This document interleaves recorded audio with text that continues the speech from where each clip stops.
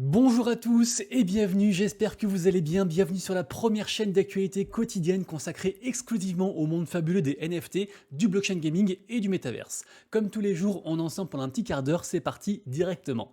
Évidemment, juste avant, comme toujours, n'hésitez pas à donner de la force à la chaîne en vous abonnant, en mettant un petit commentaire, un petit pouce en l'air, en activant aussi la cloche. Il y a des vidéos tous les jours, comme je disais. Aujourd'hui, la grosse nouvelle, c'est bien sûr la suite de hier, puisque c'est la seconde journée de l'Ethereum Convention qui a lieu à Paris. Et aujourd'hui, on espère des annonces puisque on a par exemple Vitalik Buterin, le cofondateur de ETH, qui est en train de parler à l'heure où je tourne la vidéo. Si jamais vous voulez suivre en direct live les différents événements, les différentes conversations, conférences, tout ça qui se passe à l'Ethereum Convention, vous allez sur @cc.io. Je vous mettrai bien sûr tous les liens en description. Par exemple, Vitalik Buterin va parler sur le main stage, donc on clique juste sur main stage, on est redirigé sur YouTube, vous avez juste à cliquer dessus, et puis après à suivre la vidéo, tout simplement, voilà, donc rien de particulier. S'il se passe une dinguerie, bien sûr, je vous en reparlerai demain. On continue aussi avec la même lancée que hier, puisqu'il y a une vraie razzia, un vrai raz-de-marée au Pepen, actuellement sur le monde des NFT. Ça a commencé, donc hier, j'en ai pas mal parlé, ça a commencé ce week-end. Allez voir la vidéo de hier si vous n'avez pas tout suivi, mais sachez que les Pepen sont en train d'augmenter, toujours, ils sont à 0,83. Quand j'ai fait la vidéo hier, c'était à 0,72, et puis ça augmente comme ça quasiment de 0,10 à 0,20 tous les jours, donc on verra où ça va, mais en tout cas ce qui est sûr c'est que tout le monde est en train de changer sa PFP, son image de profil Twitter pour du coup un OPPN, c'est assez incroyable. On a même OpenSea qui a carrément rename, ils se sont appelés OpenSea, donc c'est assez incroyable, et puis globalement voilà, vous avez toutes les marketplaces qui ont également aussi changé leur PFP, il y a vraiment un vrai engouement, c'est incroyable, on a aussi Axie Infinity, on a Mochaverse, on a voilà, vous irez voir, mais tout le monde fait ça, donc c'est un vrai mouvement DJ entre guillemets. On a même des mecs qui en fait font des OPPN à partir d'autres NFT et les proposent aux gens gratuitement juste pour qu'ils les mettent en fait. Donc c'est un mouvement complètement fou. On verra où ça va, et en tout cas voilà, c'est assez intéressant de voir ça. Je vous rappelle que OPPN bien sûr c'est la collection de Jack Butcher qui fait vraiment des dingueries dans l'espace NFT, donc vraiment renseignez-vous, allez voir tout ça. On continue ensuite avec la plateforme Vivi, donc qui propose des digital collectibles de plein de grosses licences comme par exemple Disney, Marvel. C'est vraiment un truc qui marche bien et qui fait pour le coup bien le pas entre Web 2 et Web 3. Vous le savez peut-être pas, mais dans 2 jours il y aura la Comic Con qui se passe à San Diego cette année, donc en Californie. Gros événement bien sûr, très attendu de par le monde entier. Il y aura aussi pas mal de collections NFT qui vont s'y rendre, notamment Cool Cats aussi. Donc il y aura peut-être aussi des annonces par rapport à tout ça, je vous redirai évidemment. En tout cas, par rapport à Vivi, on a une espèce d'opération, et en fait chaque jour pendant toute la durée de la Comic Con, on aura des drops en fait de digital collectibles Marvel. Donc ça coûte pas trop cher. Il y aura il y aura Iron Man, il y aura les Avengers, il y aura pas mal de trucs. Donc ceux qui sont intéressés, ça peut être un truc cool. C'est pas trop cher en plus. C'est genre je sais pas 20-30 balles, un truc comme ça. Petite piqûre de rappel ensuite concernant la plateforme Webassi, qui je vous le rappelle est une plateforme gratuite qui permet de savoir en fait le degré de sécurité de son wallet sur Ethereum. Moi c'est un truc que j'utilise. Donc on a le degré de sécurité global de son wallet, mais aussi pour entre guillemets chaque transaction. Si un jour vous avez accordé, je sais pas, une autorisation très dangereuse à quelque chose, à un smart contract, et ça va vous le dire, et après du coup vous pourrez la révoquer évidemment. Et je précise aussi bien sûr que chaque personne qui passe par le lien d'affiliation, même si c'est gratuit, et moi ça me file en fait 5$, donc c'est aussi une merveilleuse manière de me soutenir. Et encore mieux que ça, l'équipe de Webassi m'avait dit que si jamais on atteignait 50 en référal, ils pourraient éventuellement sponsoriser la chaîne, donc ce serait du coup merveilleux. Donc voilà, n'hésitez pas du coup à vous faire plaisir et à me faire plaisir évidemment. On a ensuite une star du football américain, donc c'est un mec qui a déjà gagné 2 Super Bowls, c'est Patrick Mahomes. Il refait encore une fois une collection de NFT, c'est pas sa première fois, il avait commencé en 2021, donc c'est un mec qui kiffe les NFT depuis très longtemps. Et ce qui est intéressant, c'est qu'en fait les fonds vont à la fois servir à sa fondation qui aide des enfants dans le besoin, mais aussi ça va accorder aussi pas mal d'avantages en fait à ses fans, genre des rencontres, des trucs dédicacés, donc toujours intéressant de voir ça. Et ce qui est intéressant aussi de constater, c'est que l'accueil est globalement plutôt cool, parce qu'il y a quand même 1219 likes pour une publication qui concerne des NFT, c'est assez remarquable dans le monde du Web 2, donc toujours très intéressant. On continue ensuite avec la blockchain Ternoa, qui est une blockchain vraiment basée sur la caractéristique des NFT. Renseignez-vous, c'est vraiment une belle blockchain. En tout cas là, ils font une expérience sympa et que je vous propose également. Moi en tout cas, j'y participe et je la fais, et c'est gratuit. En gros, il y a une collection NFT qui s'appelle GoGo Gacha qui est arrivée là. Ils ont d'ailleurs airdroppé un KNFT au holder de Azuki et de Cool Cats, mais sachez aussi que n'importe qui peut rejoindre. On peut se connecter, il faut juste un wallet Ternoa qui se met sur téléphone, ça prend 2 minutes, et en gros, vous allez pouvoir recevoir un NFT qui va en fait se balader de wallet en wallet.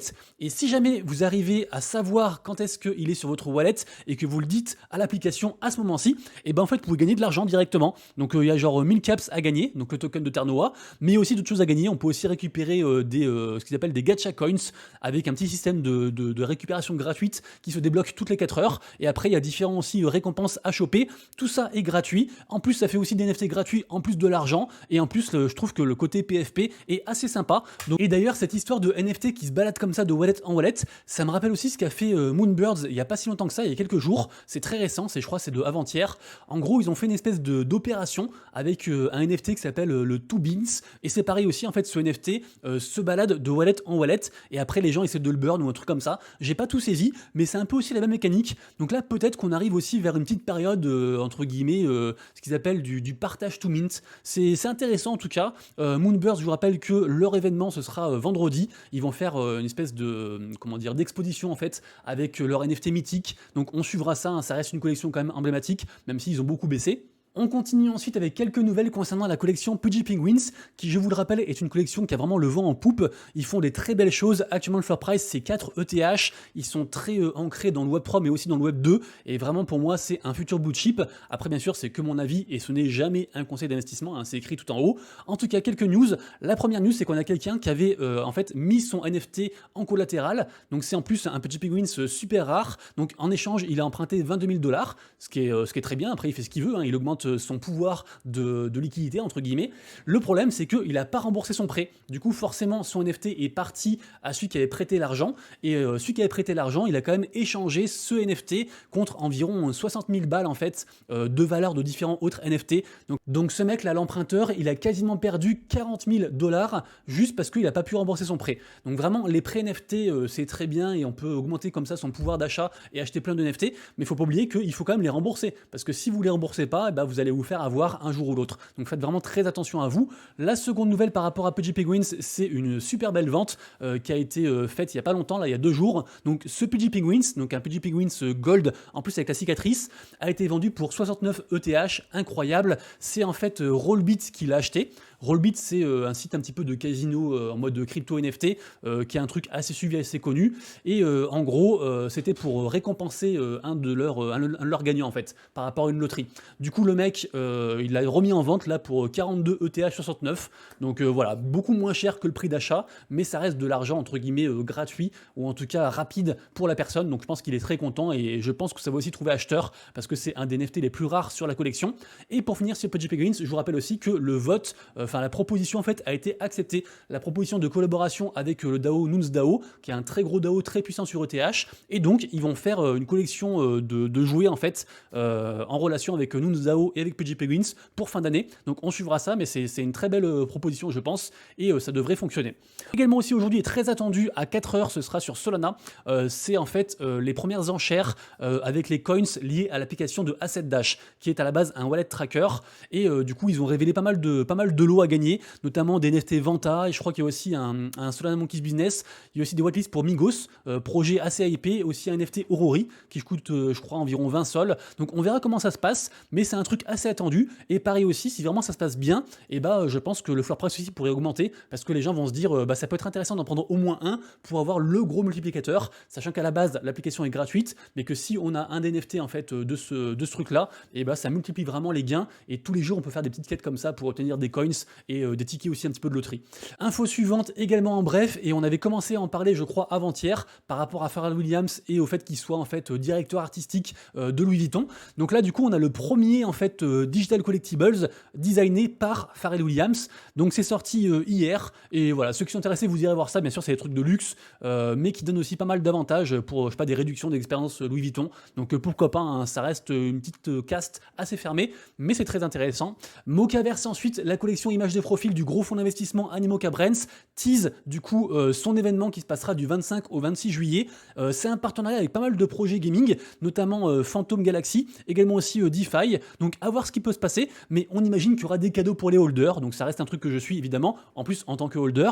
Et deuxième partie de la vidéo, la partie blockchain gaming, et on commence directement avec une nouvelle assez surprenante, puisque on apprend que Ubisoft, donc célèbre éditeur de jeux bien sûr, et en fait ils sont devenus validateurs de la blockchain de Crypto.com, donc de Chronos. Donc c'est assez fou. Je vous rappelle qu'ils sont déjà validateurs sur Oasis, donc une blockchain qui propose en plus certaines de leurs licences en tant que jeu. Mais du coup, on imagine qu'il pourrait y avoir des jeux Ubisoft, des licences Ubisoft qui devraient arriver sur Chronos, sur Crypto.com. Donc ça reste intéressant, je pense, et à surveiller. Tout à l'heure, je vous ai parlé de la Comic-Con à San Diego. Sachez que actuellement, en fait, commence aujourd'hui, juste avant la Comic-Con, au même endroit, un gros événement en fait lié au gaming et à Solana. Ça s'appelle du coup le Play GG. Donc on verra quelles annonces va ressortir de tout ça. Mais là, on a du coup quelques jours consacrés exclusivement aux jeux vidéo sur Solana. Donc ça promet d'être intéressant, je pense. C'est un événement gratuit. Donc si vous êtes aux States, eh ben allez-y. Et sinon, bien sûr, s'il y a des grosses nouvelles, je vous tiendrai au courant, évidemment.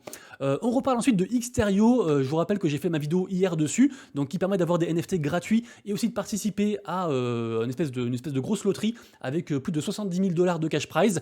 Je vous rappelle que Xterio, c'est le studio qui est derrière, entre autres, Overworld, et qu'ils ont obtenu en fait 15 millions de dollars de la part de Binance dernièrement. Donc ça reste un gros truc. Il y a beaucoup de lois à gagner. Du coup, moi, j'ai fait le truc. Donc j'ai commencé à le faire et moi, je vais minter en fait un ticket comme ça en fait tous les jours pendant 10 jours. Donc c'est ce qu'on peut faire. On peut aussi minter plusieurs tickets. Moi, j'en fais juste un en fait sur une dizaine de comptes différents, une dizaine de MetaMask différents, tous les jours comme ça. Et puis j'espère gagner et je vous dirai bien sûr si je gagne quelque chose. On enchaîne ensuite avec l'arrivée d'un nouvel écosystème gaming, donc une nouvelle plateforme en fait de jeux blockchain. Décidément, ça n'arrête pas, c'est assez fou. On a donc Cap Games, qui est d'ailleurs le nouveau nom de CapDAO, qui avait fait quelques fails avant. En tout cas là, pour ce projet-ci, ils ont levé, je crois, 7 millions de dollars, avec notamment, je crois, Polygon, Algorand, je crois que aussi une branche de Samsung, pas mal de trucs. Et donc ils proposent une plateforme tout en un, avec des jeux en mode un petit peu Steam. Il y aura aussi, je crois, des IGO, des choses pour vendre en fait des NFT de jeux en avant-première, pas mal de trucs comme ça. Donc on verra où ça va, ça reste une plateforme intéressante en tout cas je pense. Grosse nouvelle ensuite concernant l'écosystème de Benji Bananas, qui est donc un jeu un petit peu en mode Donkey Kong Country, pour la faire courte, hein, si vous voyez un peu le truc.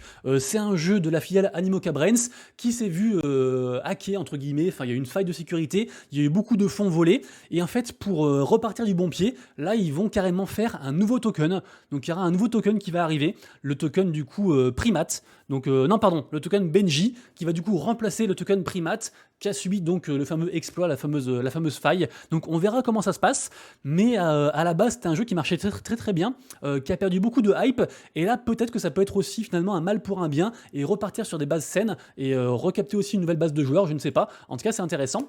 Et on finira les news gaming avec le projet qui s'appelle POM Survival, donc sur Binance. Je sais pas si vous savez, mais en fait Binance, ils ont une marketplace NFT, j'ai d'ailleurs fait une vidéo à ce sujet il y a environ je crois 2 mois, un truc comme ça, et ils font aussi ce qu'on appelle des INIO, donc des Initial NFT Offering, donc les premiers NFT à moins cher entre guillemets, en mode un petit peu high risk, high reward. Là, on a un gros projet qui s'appelle donc POM Survival, qui est suivi par 85 000 personnes sur Twitter. C'est vraiment un très gros truc. Renseignez-vous dessus. Il y a aussi des cadeaux qu'on peut choper via Galx. Ils font pas mal de quêtes, de trucs comme ça. En gros, la vente se passera dans une semaine, et c'est un petit peu le nouveau système que Binance en fait voulait faire. Je vous rappelle que Binance, ils font souvent ce qu'on appelle des launch pools, des choses comme ça. Et en gros, il faut stacker, soft stacker. En gros, avoir du BNB peu importe où en fait sur son compte Binance, et après on a des allocations en fait qui sont débloquées. On se rappelle du Launchpad avec Open Campus qui avait très bien marché, et pareil aussi, voilà, vous avez je sais pas, genre 2 BNB, et puis après ça vous dira, voilà, vous pouvez minter tant de NFT par exemple.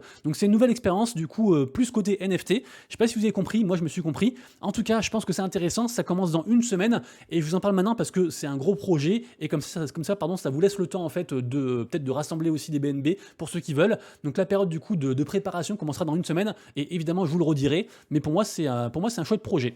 On finira la vidéo bien sûr comme d'habitude avec la partie marché NFT à surveiller et minute du jour. Si vous kiffez la vidéo, n'oubliez pas de mettre un petit pouce en l'air, ça fait plaisir et ça booste l'algorithme. Aujourd'hui malheureusement la journée est encore plus froide que hier, alors pas dehors, hein, parce que dehors c'est la canicule, il fait très chaud là, moi je suis en transpiration, mais par contre au niveau du sentiment de marché on est à 17, donc c'est vraiment très bas, et regardez-moi ça, le blue chip index il a quand même pas mal baissé. Alors là on est en ETH, on peut se mettre aussi en USD pour voir, des fois c'est intéressant de ne pas prendre que les prix en ETH, il faut aussi regarder un petit peu en dollars à quoi ça correspond, parce que si jamais l'ETH a pumpé, ça peut aussi des fois faire un petit regard un peu biaisé, mais en tout cas voilà, peu importe les deux côtés, là c'est du coup dans le mal. Du côté des volumes, ça ne change pas, c'est toujours les mêmes collections qui font, qui brassent beaucoup, donc à savoir OPEPEN, ça brasse beaucoup, tout ce qui est écosystème Yuga Labs, avec bien sûr les Bored Ape, avec les vaisselles, avec les Otherside, tout ça, tout ce qui est aussi bien sûr écosystème Azuki, avec leur seconde collection, également aussi tout ce qui est écosystème Memland, Dreamland, avec notamment les Captains qui sont ici, puisque je vous rappelle qu'on attend tous impatiemment la prochaine phase en fait de vente du token même, qui devrait cartonner, en tout cas je l'espère.